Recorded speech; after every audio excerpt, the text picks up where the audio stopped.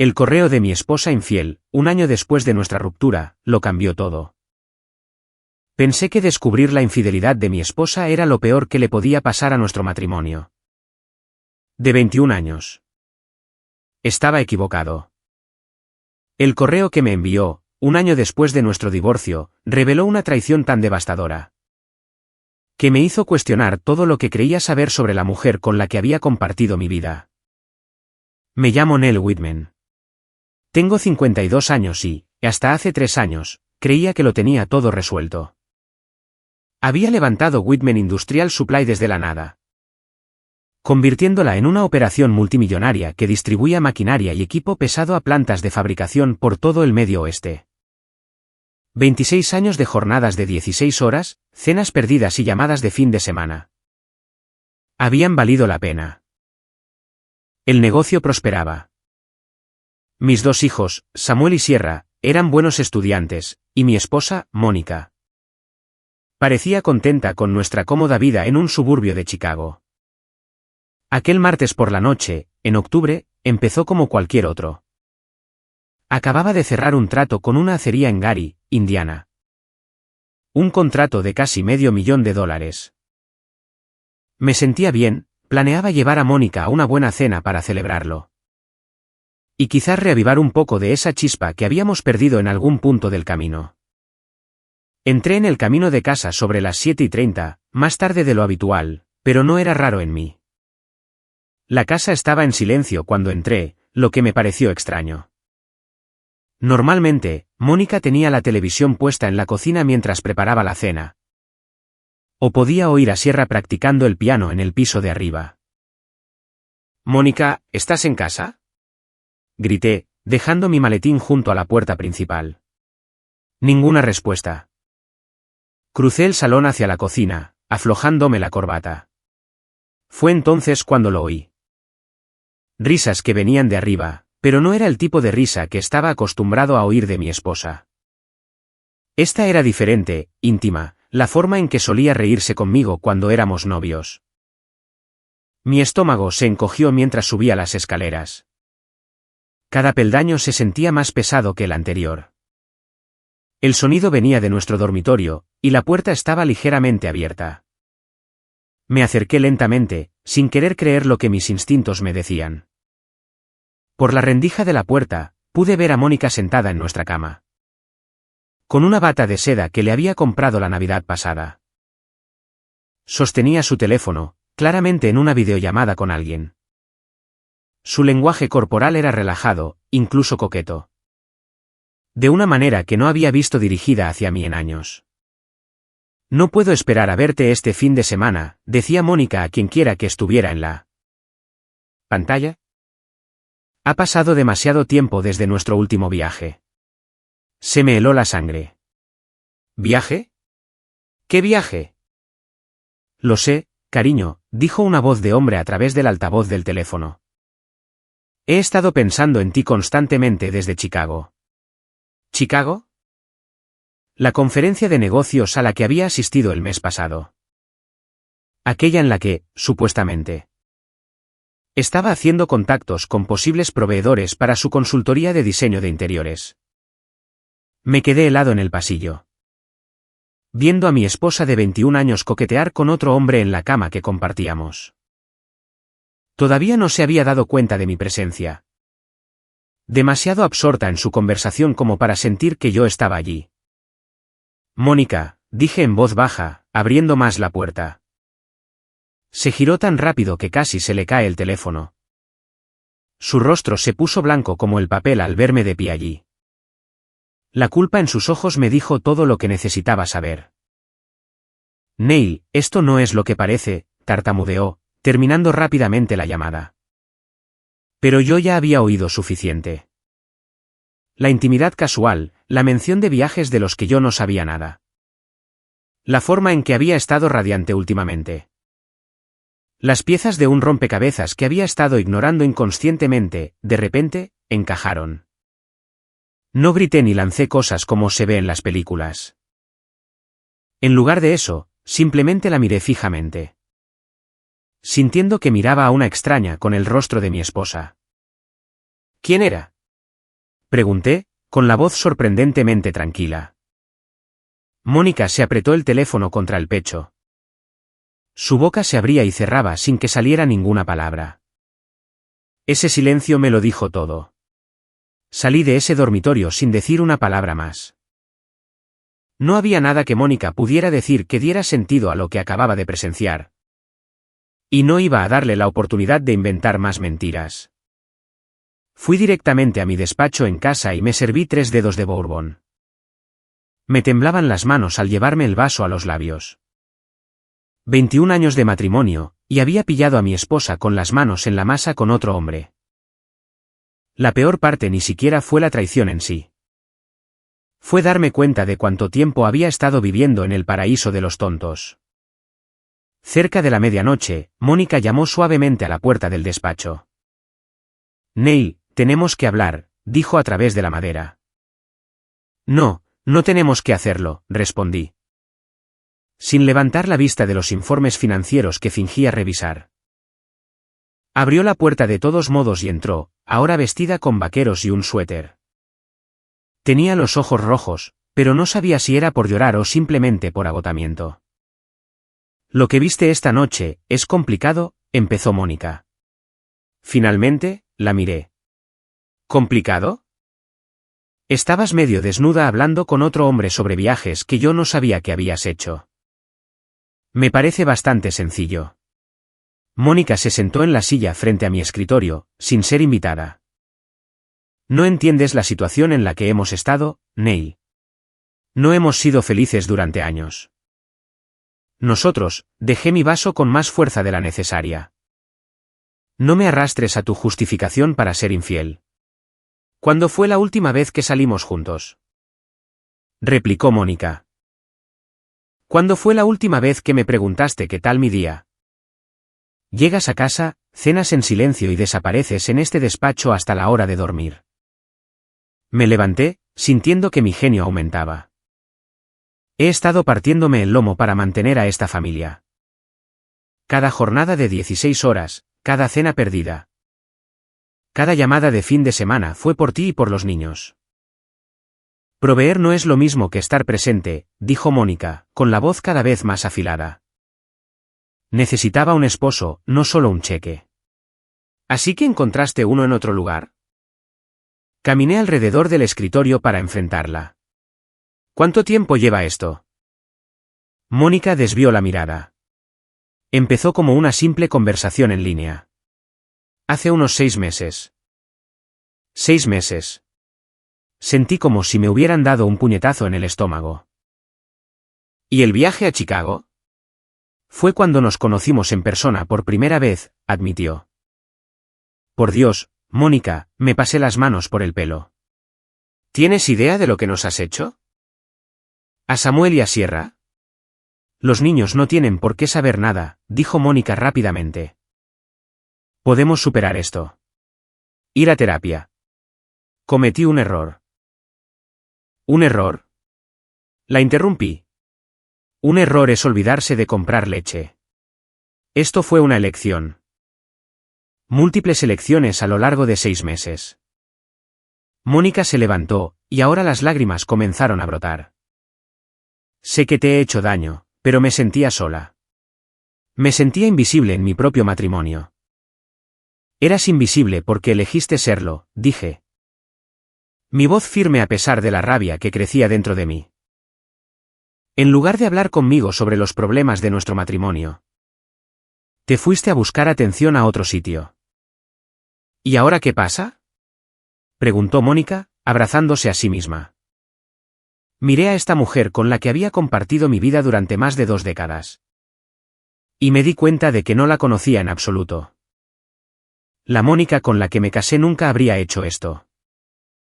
Pero quizás esa Mónica nunca había existido realmente. Ahora duermes en la habitación de invitados, dije. Mañana decidiremos qué hacer. Pero en el fondo, ya sabía lo que venía después. Algunas traiciones no se pueden perdonar, y cierta confianza, una vez rota, nunca se puede reconstruir. A la mañana siguiente, llamé a mi abogado antes incluso de que Mónica se despertara. Richard Steinberg se había encargado de mis contratos comerciales durante años. Y confiaba en que sería sincero conmigo. Neil, siento mucho oír esto, dijo Richard por teléfono. ¿Cuánto tiempo lleva pasando? Al menos 6 meses que yo sepa, respondí, sentado en mi despacho con la puerta cerrada con llave. Pero estoy empezando a pensar que podría ser más tiempo. ¿Qué te hace decir eso? He estado pensando en ello toda la noche. Hubo señales que ignoré. Noches tardías trabajando en proyectos de diseño. Viajes de fin de semana para visitar a clientes que parecían excesivos. Ha estado distante durante más de un año. ¿Quieres intentar la terapia primero? Preguntó Richard. No, dije sin dudar. La pillé con las manos en la masa, Richard. No hay vuelta atrás. Después de colgar con Richard, hice algo que probablemente debería haber hecho meses atrás. Empecé a prestar atención a los detalles, los extractos de la tarjeta de crédito de Mónica. Sus facturas de teléfono, su calendario. Lo que encontré hizo que me hirviera la sangre. Cargos de hotel en Chicago de los que no sabía nada. Cenas caras para 2 cuando ella decía que estaba comiendo sola. Llamadas telefónicas al mismo número que duraban horas, siempre cuando yo estaba en el trabajo. Pero el verdadero golpe fue cuando encontré recibos de lencería que nunca le había visto usar. Victoria's Secret. Fredericks of Hollywood. Cientos de dólares en artículos que no eran para mi beneficio. Cuando Mónica bajó sobre las 10:00, me encontró sentado en la mesa de la cocina con una pila de extractos extendidos frente a mí. ¿Qué es todo esto?, preguntó, sirviéndose un café. Tus hábitos de gasto, dije, sin levantar la vista. Lectura interesante. El rostro de Mónica se puso pálido al ver los recibos del hotel. Neil, puedo explicarlo. ¿Puedes? Me levanté, sosteniendo uno de los recibos. El Marriott en Chicago, el 15 de septiembre. Me dijiste que te alojabas en el hotel de la conferencia. Lo estaba, dijo Mónica débilmente. La conferencia fue en el Yacht, respondí. Lo comprobé. Mónica se dejó caer pesadamente en la silla frente a mí. Por primera vez desde que empezó todo este lío, parecía derrotada. ¿Cuánto tiempo?, pregunté. Y no me mientas más. Ya he terminado con las mentiras. 2 años, susurró. 2 años.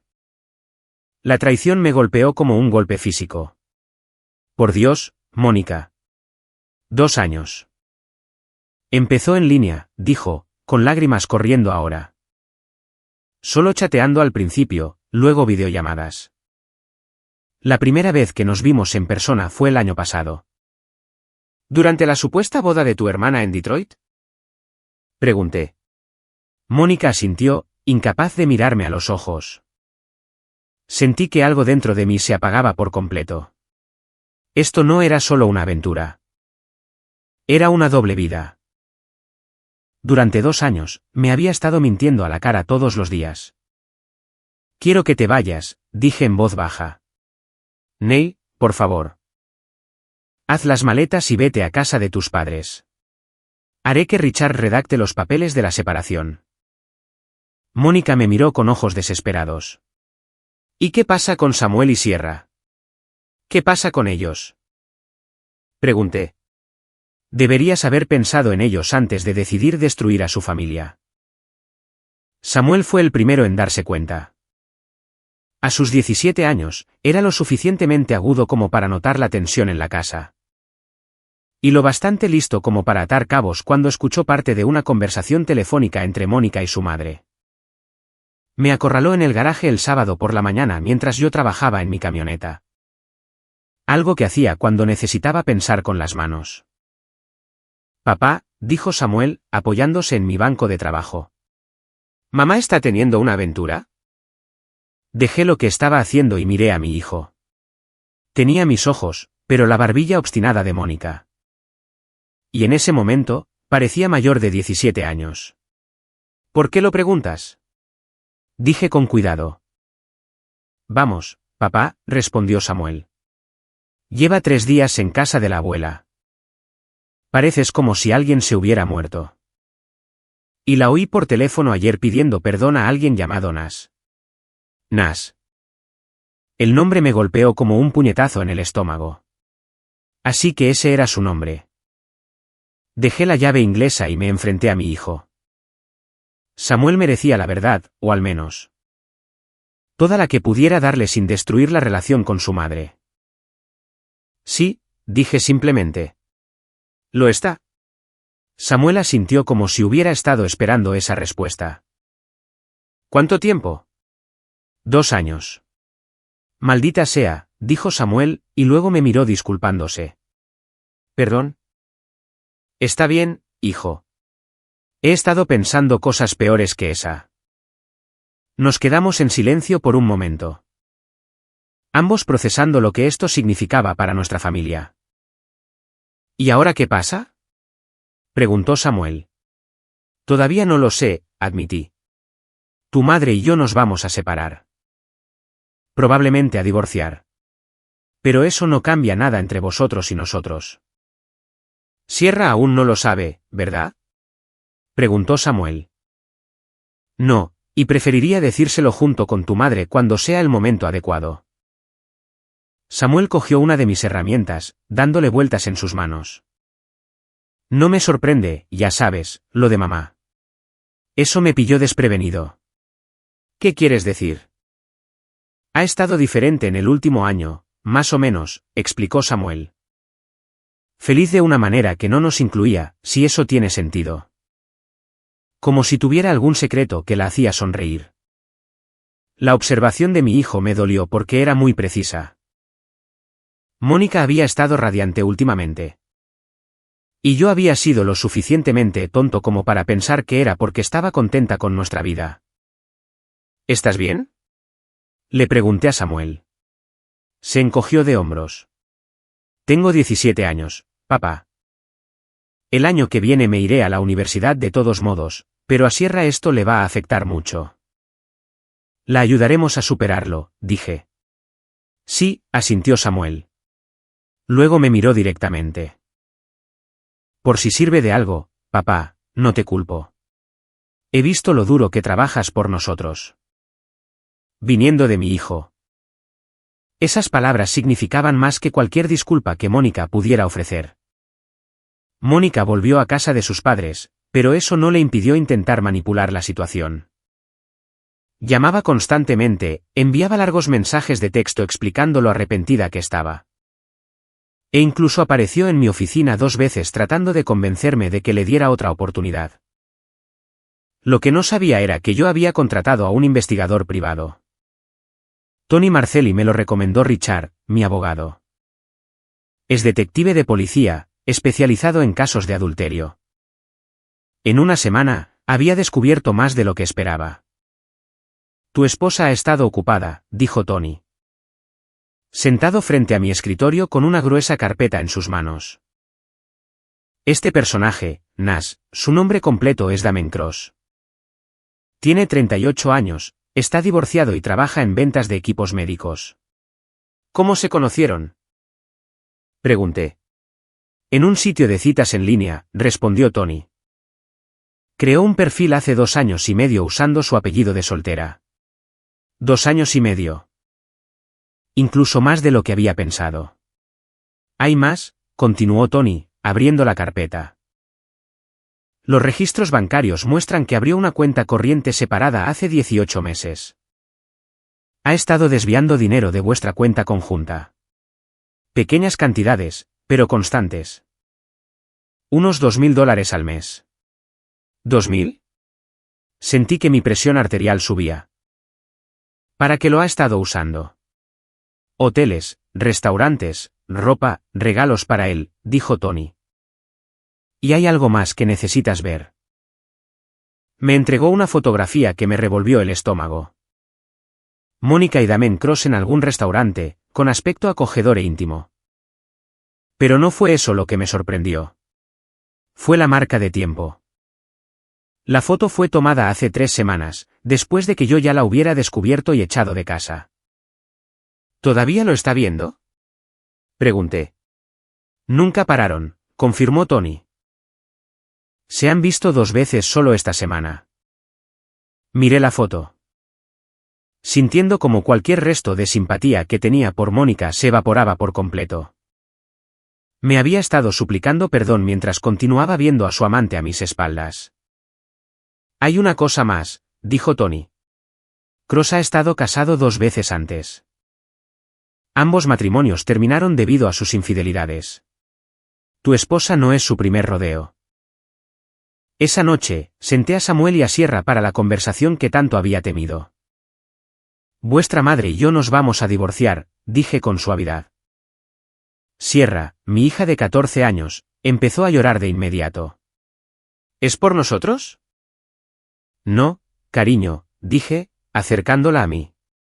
Esto no tiene nada que ver con vosotros. A veces, los adultos toman decisiones que hieren a las personas que aman. Samuel, que ya sabía la verdad, le pasó el brazo por los hombros a su hermana.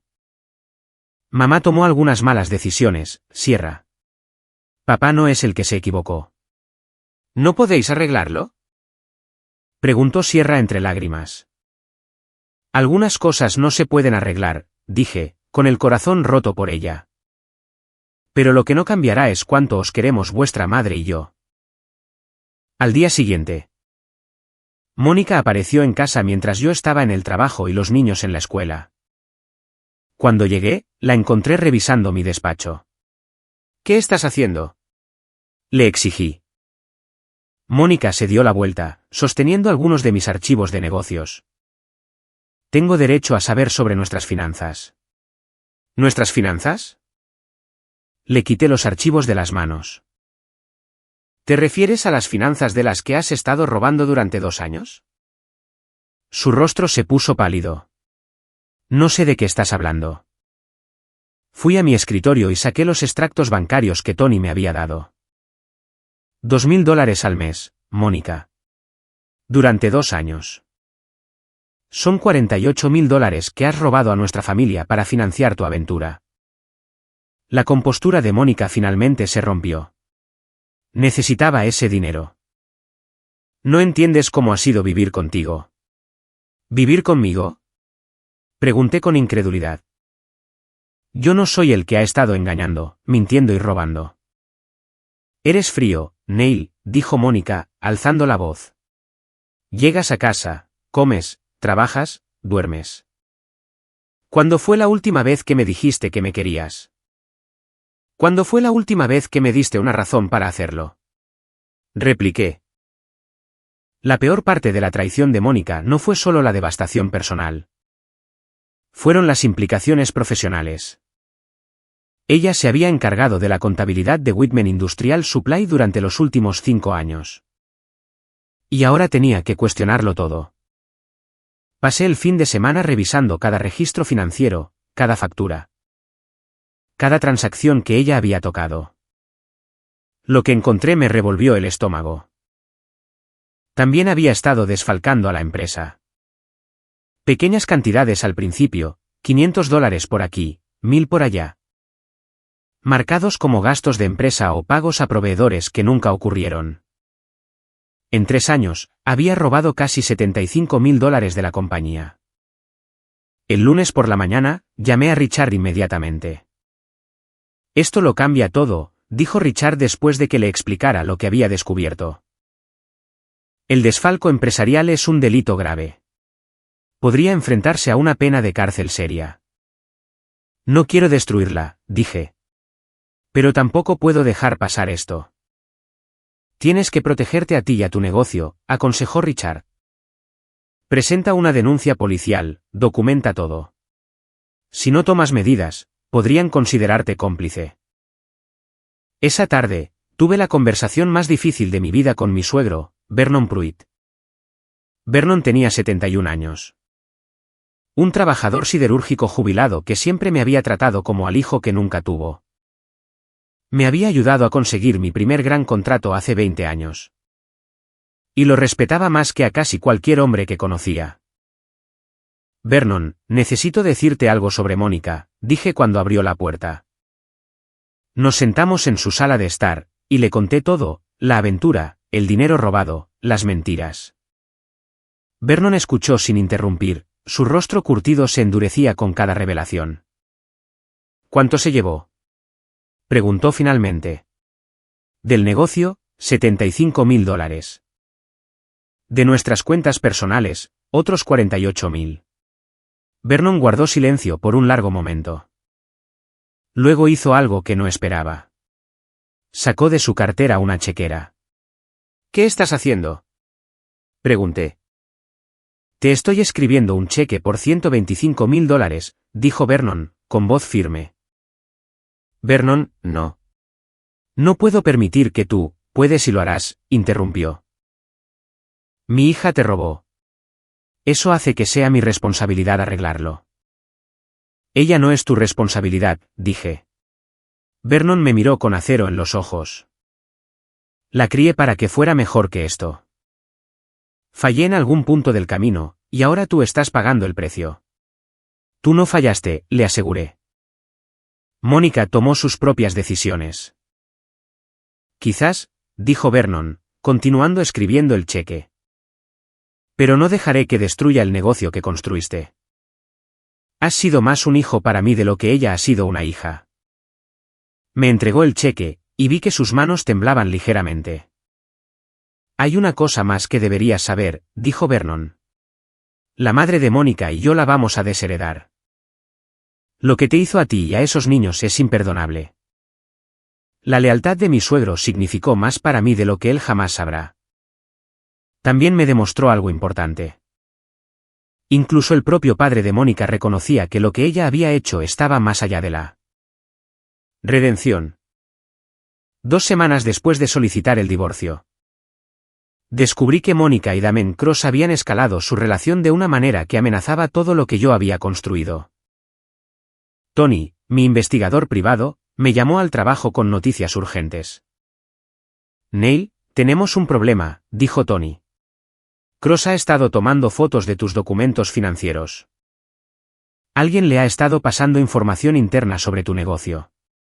¿Qué tipo de información? Pregunté, sintiendo un escalofrío recorrer mi espalda.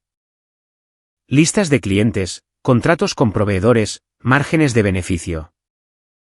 El tipo de cosas que podrían destruir tu ventaja competitiva si cayeran en las manos equivocadas. Me senté pesadamente en la silla de mi oficina. Mónica. Esa es mi suposición, confirmó Tony. Tenía acceso a todo antes de que la echaras. La pregunta es, ¿qué planea hacer Cross con eso? Lo descubrí al día siguiente. Cuando 3 de mis mayores clientes llamaron para cancelar sus contratos. Cada uno dio la misma excusa vaga sobre explorar otras opciones y reevaluar sus necesidades de la cadena de suministro. Pero cuando presioné a Jim Patterson de Midwest Manufacturing, un tipo con el que he hecho negocios durante 15 años, finalmente me dijo la verdad. Neil, alguien ha estado llamando a nuestro departamento de compras, dijo Jim a regañadientes. Ofrecen el mismo equipo que tú proporcionas, pero un 20% por debajo de tus precios. Conocían detalles sobre nuestros contratos actuales que solo tú deberías saber. ¿Quién llamaba? Pregunté, aunque ya sospechaba la respuesta. Un tipo llamado Cross. Dijo que trabajaba para una nueva empresa de distribución llamada Superior Industrial Supply. Me hirvió la sangre. Damien Cross no solo se acostaba con mi esposa. Estaba usando la información que ella le había dado para destruir mi negocio. Llamé a Richard de inmediato. Esto es espionaje industrial, dijo Richard después de que le explicara la situación. Es un delito federal. No solo podemos detenerlo, sino que podemos demandarlo por daños y perjuicios. Hazlo, dije sin dudar. Lo que sea necesario. Esa noche, senté a Samuel y Sierra para otra conversación difícil. Chicos. Necesito que sepáis que el amigo de vuestra madre está tratando de dañar el negocio de nuestra familia, dije con cuidado. La mandíbula de Samuel se tensó. ¿Qué quieres decir? Está usando información que solo alguien de nuestra familia conocería para robar nuestros clientes. ¿Mamá se lo dijo? Preguntó Sierra, con voz débil. Eso parece, admití. Samuel se levantó, caminando hacia la ventana. Entonces, no solo te está engañando. Está tratando de destruir todo lo que tenemos. Vuestra madre tomó algunas decisiones muy malas, dije. Pero vamos a contraatacar. ¿Qué podemos hacer?, preguntó Samuel. Vamos a demostrarles que la familia Whitman no se rinde en una pelea. A la mañana siguiente, hice algo que sorprendió a todos, incluido a mí mismo. En lugar de solo jugar a la defensiva, pasé a la ofensiva. Llamé a cada cliente que Cross había contactado y les hice una oferta que no pudieron rechazar. Un contrato de 5 años con un 15% por debajo de mis tarifas actuales. Con la garantía de que igualaría el precio de cualquier competidor durante la vigencia del contrato.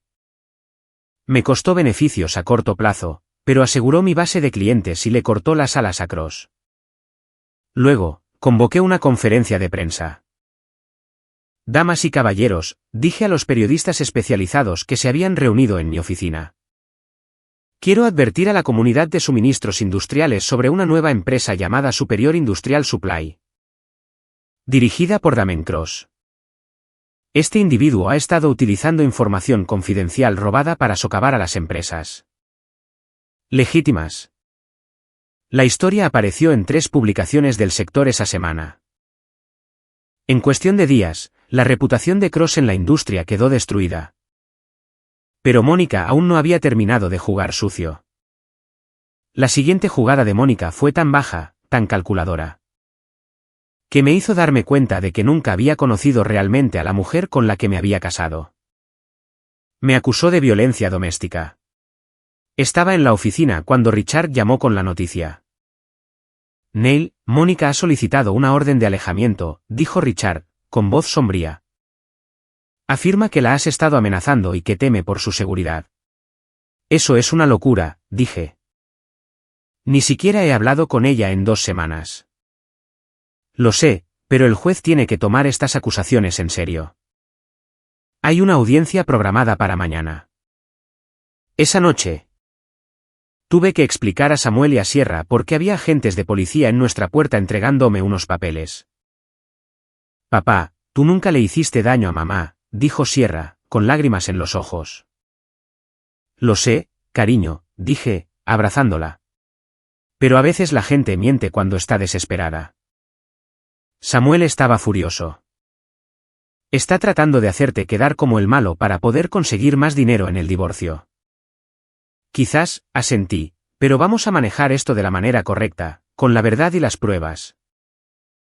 La audiencia del día siguiente fue una pesadilla.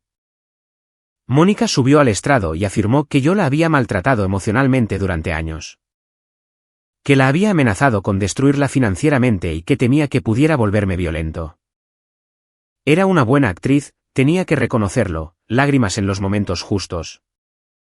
Una voz temblorosa cuando describía su miedo hacia mí. Pero Richard estaba preparado para ella. Señora Whitman, dijo Richard durante el contrainterrogatorio. ¿No es cierto que ha estado teniendo una aventura con el señor Damon Cross durante más de 2 años? Eso no tiene nada que ver con, por favor, responda a la pregunta. ¿Ha estado teniendo una aventura? Sí. Pero, ¿y no es cierto que el señor Cross ha estado utilizando información confidencial sobre el negocio de su marido para robarle clientes? El abogado de Mónica objetó, pero el daño ya estaba hecho. El juez pudo ver de qué se trataba realmente. Y señora Whitman, continuó Richard, cuando ocurrieron exactamente estas supuestas amenazas. Porque mi cliente ha estado alojado en casa de su hermano durante la última semana para evitar cualquier contacto con usted. La historia de Mónica empezó a desmoronarse bajo el escrutinio. No pudo proporcionar fechas específicas ni testigos de mis supuestas amenazas. Su propio testimonio reveló que nuestras interacciones habían sido mínimas y se habían llevado a cabo a través de abogados. El juez denegó su solicitud de orden de alejamiento. Señora Whitman, dijo el juez con severidad. Hacer acusaciones falsas de violencia doméstica es un asunto serio. Estas alegaciones parecen estar motivadas por el proceso de divorcio más que por preocupaciones genuinas de seguridad. Al salir de ese juzgado, sentí que había ganado una batalla importante. Pero también me di cuenta de que Mónica estaba dispuesta a destruir mi reputación, mi relación con mis hijos y mi posición en la comunidad para conseguir lo que quería. La mujer con la que me había casado ya no existía, reemplazada por alguien que no se detendría ante nada para ganar. Pero había elegido al hombre equivocado para subestimar. Había construido mi negocio desde la nada, sobrevivido a recesiones y ataques de la competencia. Y no iba a dejar que ella destruyera todo por lo que había trabajado. Ahora se habían quitado los guantes. Era hora de mostrarle a Mónica lo que era jugar duro de verdad. 6 meses después de que se finalizara el divorcio, tomé la decisión que pondría fin a los juegos de Mónica para siempre. Había estado luchando contra el acuerdo financiero con uñas y dientes, alegando que merecía más dinero a pesar de su robo y traición. Lo que no sabía era que yo había estado planeando mi siguiente movimiento cuidadosamente. Durante nuestro matrimonio, habíamos acumulado activos en diversas cuentas e inversiones. El tribunal había ordenado una división del 50 al 50. Pero había formas de proteger lo que era legítimamente mío sin infringir ninguna ley. Liquidé mis participaciones empresariales y reestructuré todo bajo una nueva corporación con Samuel como socio al 51%. A sus 17 años, era lo suficientemente mayor para entender lo que estábamos haciendo y por qué.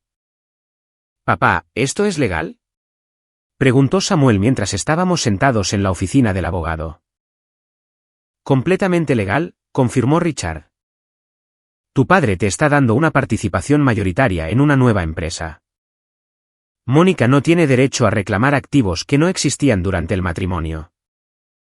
En un mes, transferí todo mi equipo, contratos y relaciones con clientes a Whitman e Hijo, suministros industriales. Mónica obtendría la mitad de lo que la antigua empresa valía sobre el papel. Pero esa empresa ya no poseía activos reales.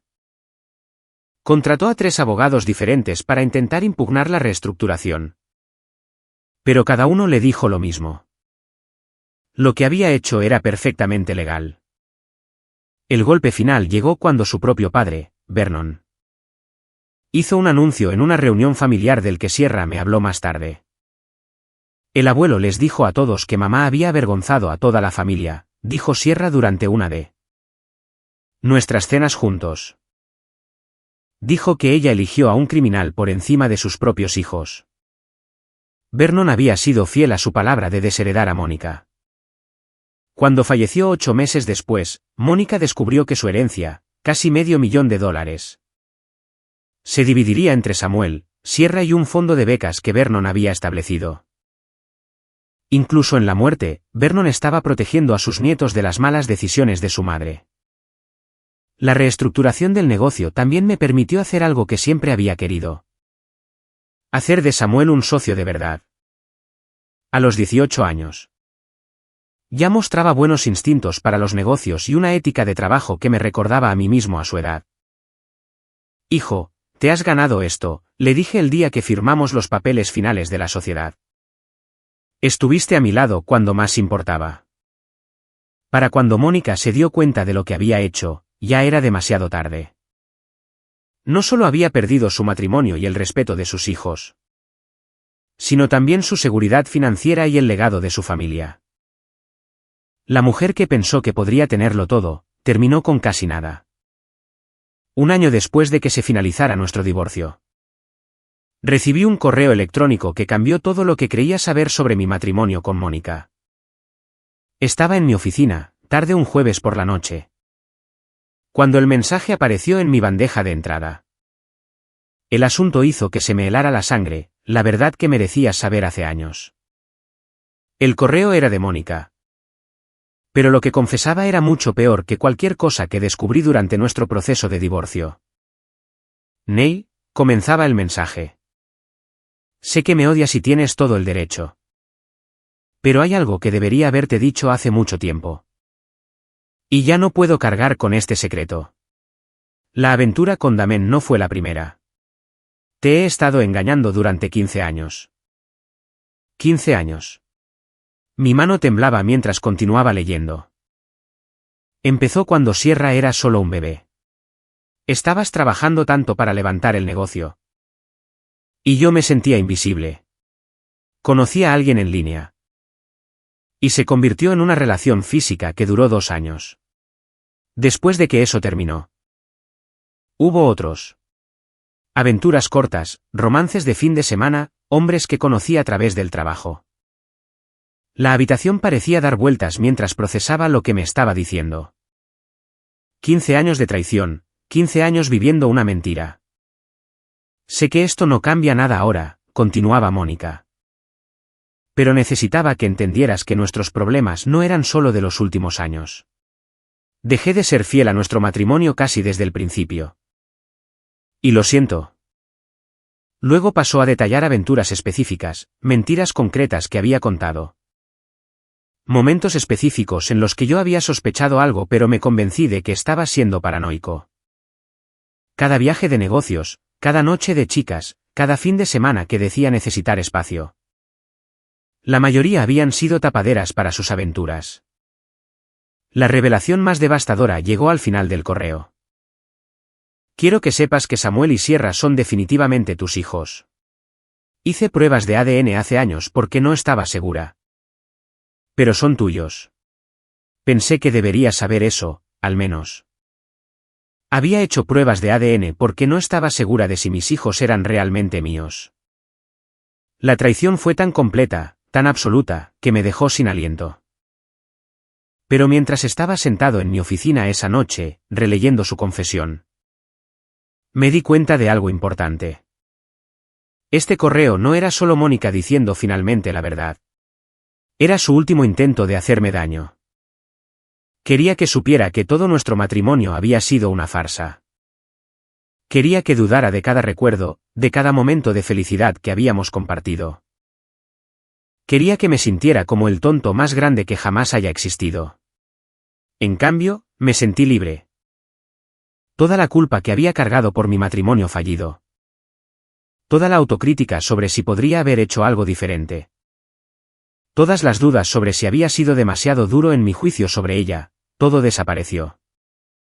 Mónica nunca había sido la mujer con la que creía haberme casado. La verdadera Mónica había sido una mentirosa y una infiel desde casi el principio. La mujer de la que me enamoré nunca había existido realmente. Borré el correo electrónico sin responder y me fui a casa con mis hijos. Papá, te ves diferente esta noche, dijo Sierra cuando entré por la puerta. ¿Diferente cómo? Pregunté. Más ligero, dijo, como si ya no llevaras algo pesado encima. Tenía razón. Por primera vez desde que descubrí la traición de Mónica.